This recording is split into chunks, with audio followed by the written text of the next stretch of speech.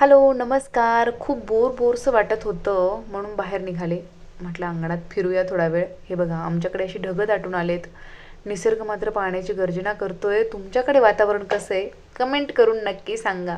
आमच्या दारासमोर आम्ही फुलझाडं लावली आहेत. त्याला खूप सारी फुलं आली आहेत आणि ती फुलं जशी म्हणजे दारासमोर जे गार्डन वाटतंय ते फुलं बघून माझ्या मनात अगदी गार्डन झालंय. असं झालंय मला अगदीच फुलं बघून. असं वाटतंय सगळी फुलं तोडून अशी मस्तपैकी केसांमध्ये माळावी, मस्तपैकी देवाला हार करावे किंवा काहीतरी तर करावं ते फुलं बघून असं वाटायला लागलं. पण मी काहीच केलं नाही कारण मला झाडावरतीच फुलं आवडतात. आई म्हणते की झाडाची फुलं तोडली की झाडाचीही शोभा जाते आणि फुलांचीही. त्यामुळे मी काही फुलं तोडत नाही. लहानपणापासूनच ती सवय आहे.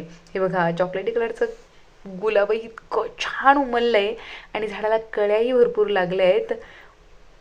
खूप कळ्या लागल्या आहेत आणि फुलं लावून आम्हाला वर्षच झालेत आणि झाडांना इतकी छान छान फुलं येत आहेत. इतकं गोड वाटतंय. अगदी सगळीच फुलं एक सोबत उमलली आहेत असं म्हणायला हरकत नाही. कळ्याही लागल्या आहेत आणि खूप सारी फुलंही लागली आहेत.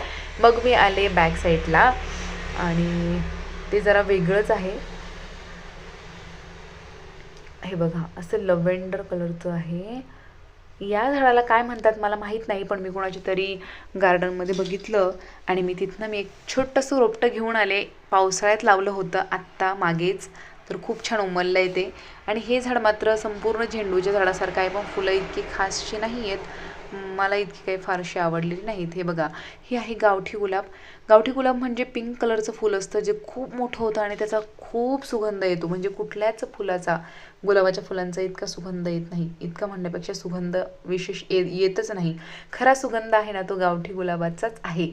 हे आहे चॉकलेटी गुलाब. यालाही फारसा सुगंध नाही पण छान दिसतं. आणि हे आहे गोकर्णाचा वेल, जो की आईने पावसाळ्यातच लावला होता. छोटंसं झाड होतं आणि अगदी 2-4 आठवड्यांमध्ये इतका वर गेला हा वेल बघता बघता. आणि त्याला खूप सारे फुलं आणि शेंगाही लागल्या आहेत. त्याच्या बियेपासूनच बहुतेक तो वेल होत असेल. आणि मी आली इकडे. हे मात्र माझं सगळ्यात फेवरेट झाड आहे. सगळ्यात फेवरेट म्हणजे डुप्लिकेट सूर्यफुलासारखंच फूल येतं याला, पण फक्त तशा बिया नसतात. दिसायला अगदी सेम असतं आणि जिकडे सूर्य असेल तिकडे या फुलाची मान वळलेली असते, अगदी सूर्यफुलासारखी. हे बघा शेवंतीसुद्धा इतकी उमलली आहे. चॉकलेटी कलर आहे, पिवळा कलरही आहे आणि सफेद कलरही आहे. अशा 3 रंगाच्या शेवंती आम्ही लावल्या आहेत. सफेद कलरची शेवंती इथे नाही लावली आहे, ती एका टबमध्ये लावलेली आहे, जी की थोड्याच दिवसांनी आम्ही जमिनीवरतीही लावू. अजून नियोजन झालेलं नाही कुठे काय लावायचे. हे रॅन्डम लावलेली झाडं आहेत पण इतके छान उमलले आहेत. आणि शेवंती मात्र थंडीतच उमलते. त्यामुळे या शेवंतीला तुम्ही बघू शकता पिवळी आणि लाल सगळ्या शेवंतीला इतक्या कळ्या लागल्या आहेत. आणि झेंडूसुद्धा अगदी बहारलेला आहे. बहारदार म्हणजे फुलंही आहेत आणि भरभरून कळ्यासुद्धा आहेत. हे आहे कापसाचं झाड. याला कापसाचे म्हणजे बोंडे लागलेत. कापूस येईलच पण त्याच्यावरती जर असा कीड लागलं म्हणजे काय म्हणतो ते, असं चिकट्या असतो ना तसं झालंय. आणि हे आहे शेवंतीचं झाड. शेवंतीसारखंच आहे पण याचं फूल निळ्या रंगाचं आहे. तुम्ही पाहिले निळ्या रंगाची शेवंती? बघितली असेल, तुमच्याकडे असेल तर कमेंट करून नक्की सांगा. त्याला शेवंतीच म्हणता की काय मला माहीत नाही, कारण झाड दिसायला अगदी वेगळे, फूल मात्र अगदी सेम टू सेम शेवंतीसारखं आहे. हे आहेत चिनी गुलाब. अगदी छान दिसतात अंगणामध्ये. हे सुद्धा उमलल्यानंतर खूपच सुंदर दिसतात. मग मी घरात आले आणि खूप दिवसांपासून बघते माझे केस पातळ होत चालले आहेत. तर म्हटलं आपण आता काहीतरी तर करायलाच हवं आहे. म्हणून मग मी एक कांदा चिरायला घेतला. म्हटलं आपण आता एक छानसं घरगुती तेल तयार करूयात.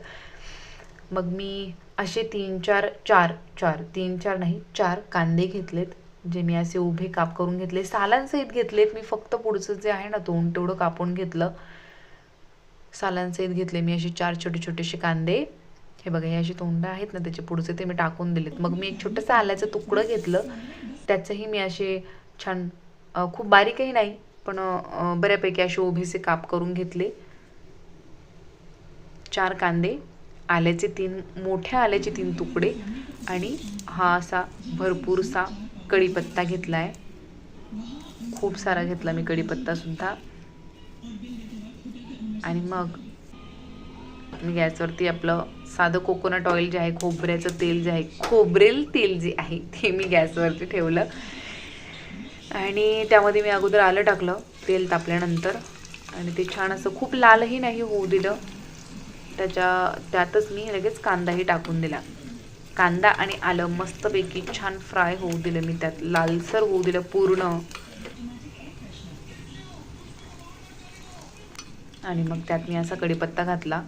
कढीपत्ता भरपूर होता, मला वाटतं 15 एक अशा तिरम्या असतील, 15 एक काड्या ज्या मी त्यात टाकल्या. आणि बघा हे असं पूर्ण सोक करून घेतलं तेल आणि पूर्ण जळाल्यासारखं झालं ते जवळजवळ. आणि मग मी माझ्याकडे एक काचेची बरणी आहे ज्यामध्ये अगोदरच आईने तेल टाकलेलं होतं. आईने पण कसलं तरी तयारच केलेलं होतं ते, आणि मग मी त्यातच हे तेल टाकलं.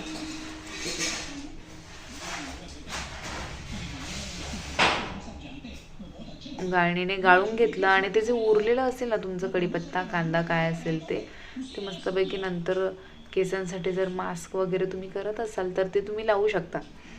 मी मात्र नाही लावत, कारण मला मास्क केसांसाठी काही लावायचं म्हणजे मला लगेच सर्दी होते ओल्या केसांनी.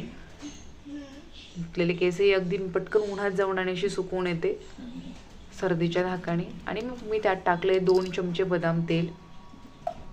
बदाम तेल खूप खूप खूप इफेक्टिव्ह आहे.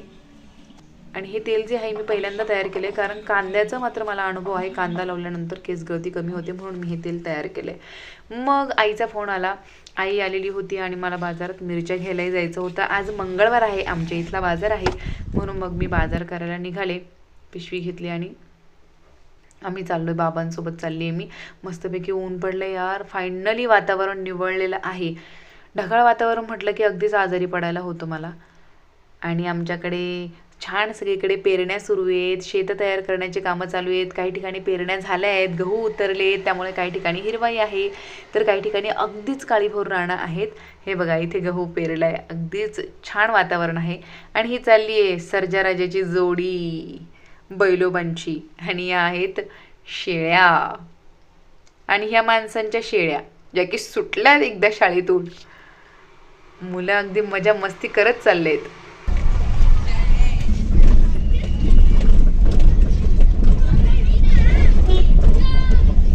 त्यांना ही मुलं अगदी रील्स मधले डायलॉग बोलत होते. कासारींकडे बांगड्या आहेत, मस्तपैकी मडके आणि बोळके छान बायका घेऊन बसलेल्या आहेत. आणि आई ऑलरेडी पुढे आली आहे. आणि आईला मी विचारलं मिरच्या वगैरे सगळं आहे का, तर ती बोलली की मी सगळं घेऊन आली आहे. त्यामुळे माझं घेण्याचं टेन्शन गेलं. बाजारात जायचं म्हटलं की गर्दी नको नकोशी वाटते. आई गेली होती बाबांकडे, सॉरी आजीबाबांकडे, आजीबाबांना भेटण्यासाठी. माझ्या आजीला बरं नव्हतं. आणि हा बघा हा आहे बाजार. इकडे बघा सगळ्या प्रकारचे चॉकलेट, गोळ्या, लेमन आणि काय म्हणतात ते जेम्स वगैरे सगळं आहे. आणि असा लागलेला आहे आमच्याकडचा बाजार, जिकडे ब्लँकेट आहेत, चप्पल, पर्स, सॅक, म्हणजे लहान मुलांच्या बॅग, स्वेटर, सगळं काही. इकडे आहे भाजी मंडी अगदीच अपोजिट साईडला. आम्ही चाललो आहे पेट्रोल टाकायला. मला फळं खायला खूप आवडतं, त्यामुळे मी रस्त्याने फक्त सफरचंद, केळी हेच आयटम बघत चालते. संत्र, भरपूर काही काही बाजार आलेला आहे. आणि हा बाजार अक्षरशः खूप लांबपर्यंत आहे. बोर होऊन जातं, पण बाजार काही पास होत नाही. आणि ह्या बाजारात ज्या दिवशी बाजार करायचा असतो त्या दिवशी आम्ही पायी फिरत असतो. आणि हा आला आहे पेट्रोल पंप. आता पेट्रोल टाकल्यानंतर तुम्ही बघितलंय का हे मशीन कसलं आहे? आमच्याकडे द्राक्ष बागांमध्ये घडांची साईज वाढवण्यासाठी जे औषध फवारणी केली जाते, जे अगोदर माणसांकरवे ते काम केलं जायचं, ते आता हे मशीन करतं. आम्ही पेट्रोल घेतलं, डिझेलही घेतलं, कारण ट्रॅक्टरला डिझेल नव्हतं. सो आम्ही आणि डिझेल वगैरे घेऊन आम्ही निघालो. हे बघा रस्त्याने अशी गर्दी आहे, हायवे आहे. आणि एक छोटासा डॉगी असा पळत पळत पळत पळत येत होता. पळत पण नव्हता, चालत होता ॲक्च्युली, पण असं छानसा पळाला तो, पटकन सेफ झाला. आणि रस्त्याने हे चाललं होतं भांडण तमाशे, दारुडे लोक म्हटले की बाप रे. असो, तिथेच आमचा भरपूर वेळ गेला गाडी निघायला. आणि हे आहे एक विशाल झाड.